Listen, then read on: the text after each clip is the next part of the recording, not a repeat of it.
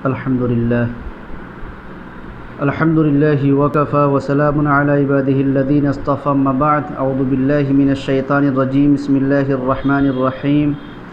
إن الشيطان لكم عدو فاتخذوه عدوا إنما يدعو حزبه ليكونوا من أصحاب السعير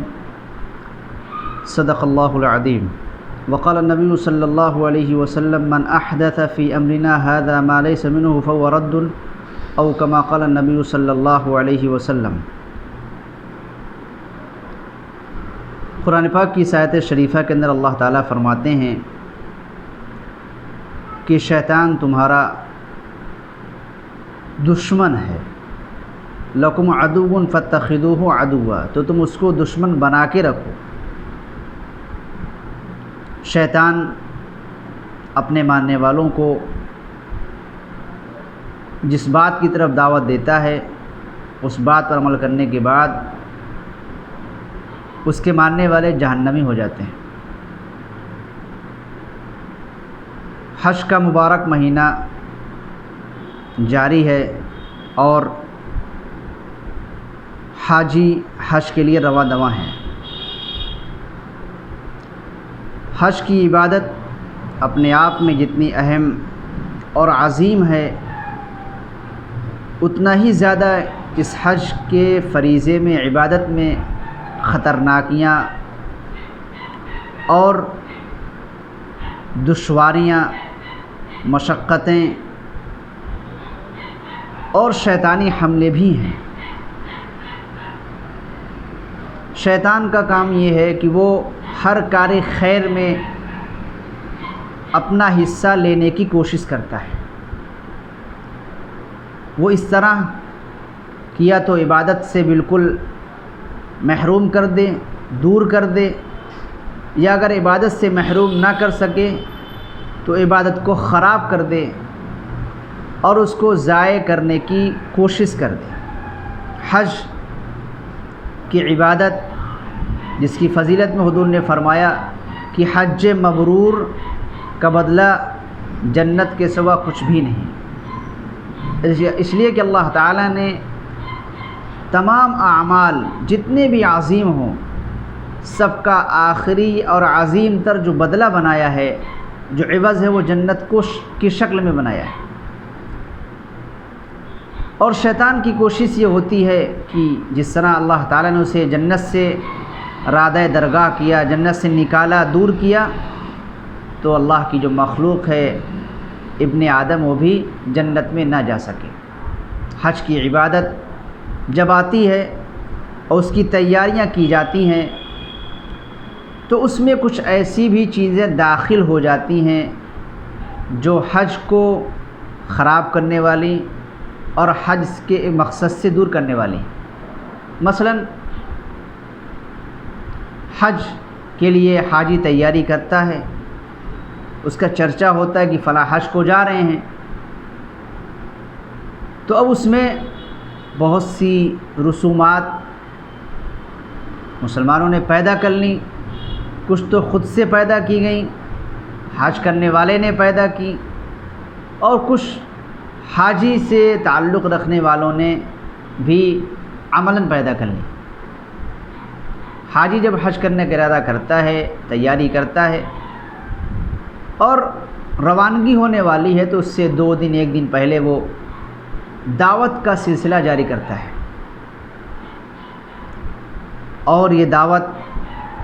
کوئی 1-2 کی نہیں بلکہ 100 200 400 جس کی جیسی وسعت ہو اتنے زیادہ افراد پر پھیلی ہوئی یہ دعوت ہوتی ہے۔ ہم اگر جائزہ لیں اور عبادات کو پڑھیں، غور کریں، دیکھیں تو دعوت کا عبادت سے کیا تعلق ہے؟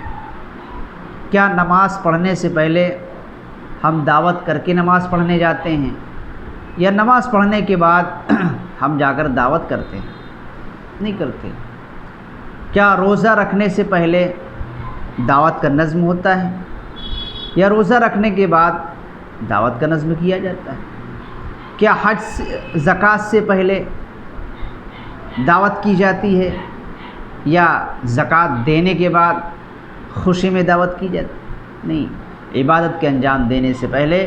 اللہ سے توفیق مانگی جاتی ہے اور عبادت کے انجام دینے کے بعد اللہ سے قبولیت کی دعا کی جاتی ہے، نہ کہ خوشی میں اور شوق میں کوئی رسم تقریب منائی جاتی ہے۔ اللہ کے نبی کریم صلی اللہ علیہ وسلم اور آپ کے صحابہ کرام نے حج کیے، ان کے بعد تابعین نے حج کیا، تابعین نے حج کیا، اور علماء، مشائخ، بزرگان دین، اولیاء اللہ، نیک لوگوں نے حج کیا، علماء کرام نے حج کیا اور کرتے جا رہے ہیں، لیکن دعوت کا حج سے کوئی تعلق نہیں رہا۔ یہ دعوت کا سلسلہ جو روز بروز شادی کی شکل اختیار کرتا جا رہا ہے، یہ حج کو ادا کرنے میں رکاوٹ بنتی یہ چیز چلی جا رہی ہے کہ ظاہر سی بات ہے ایک حاجی کے حج کے لیے 3 لاکھ 4 لاکھ روپے خرچ اگر آ رہے ہیں تو اسے اب 50,000 اور لاکھ روپے بھی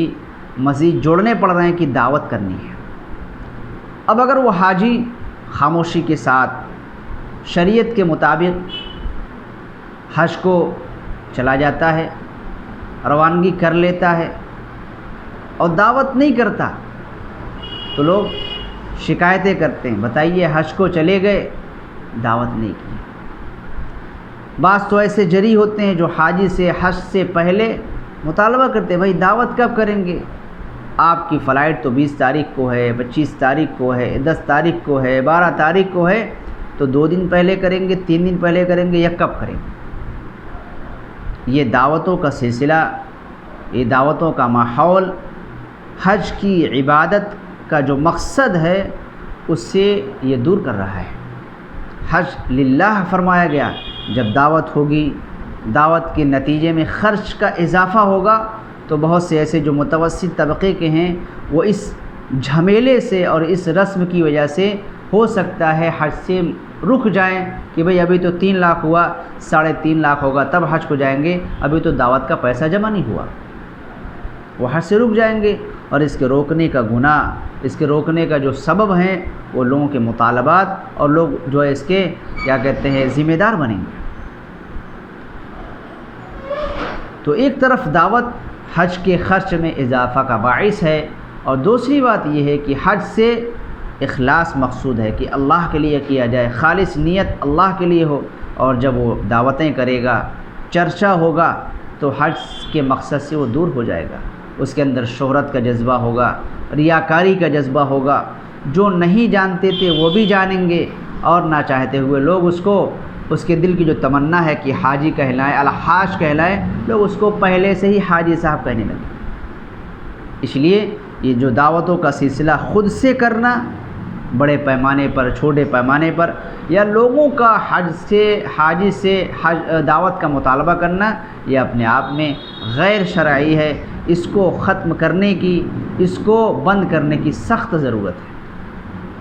ہونا تو یہ چاہیے تھا کہ حاجی جب جائے تو ہم اللہ کے نبی کریم صلی اللہ علیہ وسلم کی خدمت میں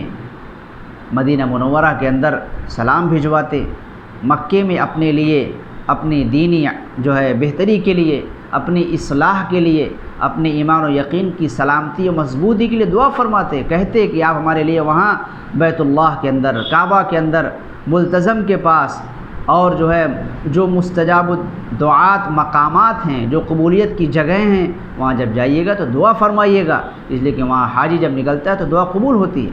کہ عمر ابن خطاب رضی اللہ عنہ کے بارے میں آتا ہے کہ آپ نے حضور صلی اللہ علیہ وسلم سے اجازت طلب کی عمرے کے لیے، کہ انه استاذن النبی صلی اللہ علیہ وسلم بالعمرہ فاذن له، تو آپ نے ان کو اجازت دی، وقال یا اخی اشرکنا فی دعائک، حضور نے کیا فرمایا کہ اے میرے بھائی، آپ ہمیں اپنی دعا میں شریک کیجئے گا، کہ جو نیک دعائیں، جو نیک چیزوں کا مطالبہ، جو خیر کا تذکرہ، جو خیر کی طلب اللہ سے کرو گے، کعبہ کے اندر جا کر کے، مقامات مقدسہ کے اندر جا کر کے، اس میں ہم کو نہ بھولنا۔ سوچنے کی بات ہے کہ اللہ کے نبی کریم صلی اللہ علیہ وسلم کو کسی کی دعا کی کیا ضرورت ہے؟ آپ تو خود اللہ سے براہ راست تعلق رکھنے والے ہیں، خاتم النبیین ہیں، سید الاولین والآخرین ہیں، آپ سے لوگ دعا کروائیں، نہ کہ آپ نبی ہو کر اپنی کسی امتی سے دعا کریں۔ یہ آپ کا دعا کرانے کا اور درخواست کا جو عمل ہے، یہ سبق دینا تھا کہ حاجی سے، عمرہ کرنے والے سے میری امت کے لوگ دعا کی درخواست کریں، یہ تعلیم مقصود ہے۔